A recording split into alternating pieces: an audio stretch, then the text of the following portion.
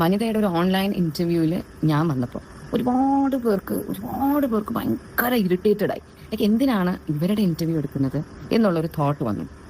അപ്പോൾ ആദ്യം എന്നെ വിളിച്ചപ്പോൾ പോലും ഞാൻ ആലോചിച്ചാൽ എന്തിനാണ് എൻ്റെ ഇന്റർവ്യൂ പിള്ളേരുടെ അങ്ങനെ എടുത്തപ്പോൾ എന്തിനാണ് എന്ന് ഞാൻ വിചാരിച്ചു. പക്ഷെ ഇപ്പോൾ I M thinking why did I think that way? ഞാൻ എന്നെ എന്തിനാ അത്ര കുറഞ്ഞു കാണുന്നത്? I just remembered something.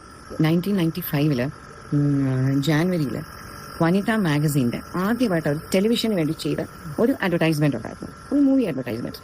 അതിൽ ഞാനായിരുന്നു ആക്ട് ചെയ്തത്. അന്ന് ഞാൻ ജസ്റ്റ് കൃഷ്ണമാണ്, കല്യാണം കഴിഞ്ഞിട്ടേ ഉള്ളൂ. അവർ just around few weeks pregnant with Ammu. ആ സമയത്ത് എന്നെ ഇങ്ങോട്ട് അപ്രോച്ച് ചെയ്തിട്ട് ഞാൻ ചെയ്തൊരു ആഡായിരുന്നു. അന്ന് ഞാൻ അഹാനയുടെയും ഇഷാനിയുടെയും ദിയയുടെയും ഹൻസുവിൻ്റെ ഒന്നും അമ്മയൊന്നല്ല. അന്ന് സോഷ്യൽ മീഡിയ ഇല്ല, ഒന്നുമില്ല. They approached me and I did that ad. അന്ന് നമ്മുടെ അഴകപ്പൻ സാറായിരുന്നു ക്യാമറാമാൻ, കൃഷ്ണമാനും അതിലുണ്ടായിരുന്നു.